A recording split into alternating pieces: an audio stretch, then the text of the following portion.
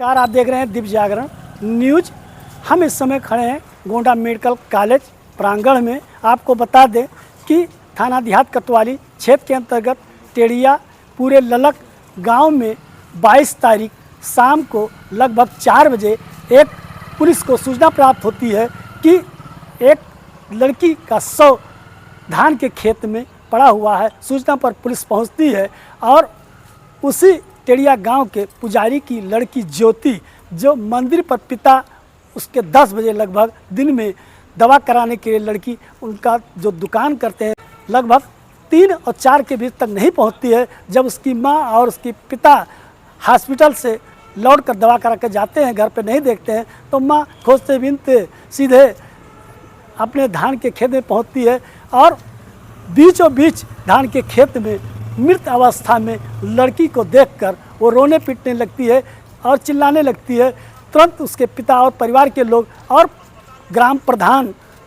प्रतिनिधि राजेश वर्मा पहुंचते हैं और पुलिस को सूचना देते हैं। इस घटना को लेकर दिल दहलाने जो घटना घटी है उसको लेकर क्षेत्र में दहशत का माहौल था और ये घटना पूरे प्रदेश में झकझोर के रखी थी। वहीं एसपी विनीत जायसवाल घटनास्थल पर पहुंचे थे और घटना की जानकारी ली थी और 5 टीमें उन्होंने गठित की थी। एसओजी टीम ने आज 48 घंटे के बाद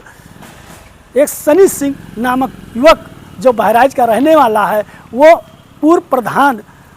जो पूरे ललक के हैं, उनके यहाँ पोल्ट्री फार्म मुर्गी फार्म के उस पर काम करता था, 7 महीने से रहता था। उसकी नज़र ज्योति लड़की के ऊपर गड़ी थी और उससे एक तरफा प्यार करने का प्रयास करता था। जबकि ज्योति की शादी तय हो जाती है, करने का प्रयास करती है। 2-1 काल होते हैं, छोटी मोबाइल उस घटनास्थल पर मिली थी, उससे पुलिस खोजबीन की और सीसीटीवी कैमरे को खंगाला गया। साक्ष्य के आधार पर आज जब इसको पुलिस गिरफ्तार करने पहुंची तो इसने पुलिस पार्टी पर फायरिंग की, तो पुलिस ने जवाबी कार्रवाई पैर में गोली मारी, जिसको मेडिकल कॉलेज में लाकर भर्ती कराया गया, जहां उसका इलाज चल रहा है। इस घटना को लेकर एसपी विनीत जायसवाल ने पूरे घटनाक्रम को लेकर मीडिया को इसकी घटना को साझा किया और उन्हें कहा कि ये बहराइच के रहने वाला सनी सिंह यहाँ एक पोल्ट्री फार्म पर रहता था, 10,000 रुपये नौकरी करता था और एक तरफा लड़की से इसकी नज़र थी और इसने तमाचा मार दिया और ये आहत होकर उसका दुपट्टा से गला दबोच दिया और इसकी हत्या कर दी। इसको लेकर घटनाक्रम आपको लेकर सीधे सुनाते हैं एसपी विनीत जायसवाल ने क्या कुछ कहा। आप दिव्य जागरण न्यूज़ को देखने के लिए फेसबुक पेज को लाइक करें और यूट्यूब चैनल को सब्सक्राइब करें और कमेंट करें। आज में इसका कोई आपराधिक इतिहास संज्ञान में नहीं आया है, लेकिन इसकी अभी विस्तृत पूछताछ की जा रही है और जनपद बहराइच से भी हम इसकी जानकारी कर रहे हैं। ये किसके घर रहता था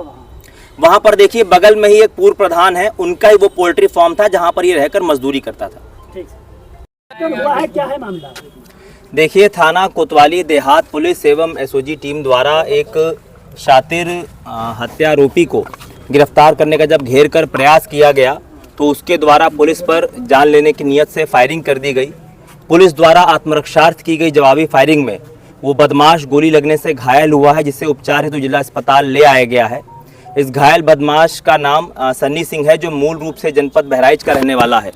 लेकिन विगत 6-7 महीने से थाना कोतवाली देहात क्षेत्रांतर्गत गांव जो है पूरे ललक उसमें रहता था। एक पोल्ट्री फार्म पे ये मजदूरी करता था और इसके द्वारा करीब 2 दिन पूर्व अपने पड़ोस में रहने वाले एक युवती की गला दबाकर हत्या कर दी गई थी खेत में और वहां से फरार हो गया था, जिसके संबंध में जो मृतक युवती है उसके पिता की लिखित तहरीर पे थाना कोतवाली देहात पर गंभीर धाराओं में अभियोग पंजीकृत किया गया था और पुलिस और एसओजी द्वारा इसके अनावरण हेतु टीमें लगाई गई थी, जिसमें सफलता प्राप्त करते हुए इस हत्यारोपी को गिरफ्तार किया गया है और थाना कोतवाली देहात पुलिस द्वारा प्रकरण में अग्रिम वैधानिक कार्रवाई की जा रही है। क्या इसमें और कोई शामिल था? अभी तक जो पूछताछ में आया है और सीसीटीवी और जो टेक्निकल और मैनुअल साक्ष्य हमारे हाथ लगे हैं, ये अकेला इस पूरी घटना में संलिप्त था और पूछताछ में इसने घटना का कारण ये बताया है। ये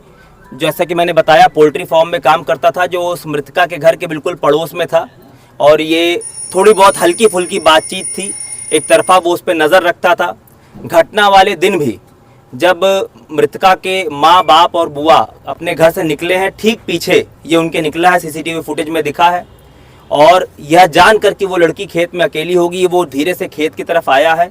और एक तरफा जो इसका प्रयास है, उसने लड़की से बात की है, लड़की द्वारा उसका विरोध करते हुए इसको थप्पड़ मार दिया गया है और बोला गया है कि वो सबको बता देगी, जिससे नाराज होकर और भयवश इसने तत्काल उसका मुंह दबाकर उसका गला दबा दिया और उसके बाद वो फरार हो गया। जिसके संबंध में जैसा कि मैंने आपको बताया, शव करीब 4-5 घंटे बाद मृतका की जब मां वहां खेत पर आई तो उनको शव मिला और बाद में पुलिस को सूचना हुई, जिस पे सभी उच्चाधिकारियों द्वारा घटनास्थल पर पहुंचकर जो आगे की वैधानिक कार्रवाई है वो की गई और मुकदमा लिखते हुए सभी को पुलिस एनकाउंटर में गिरफ्तार किया गया है।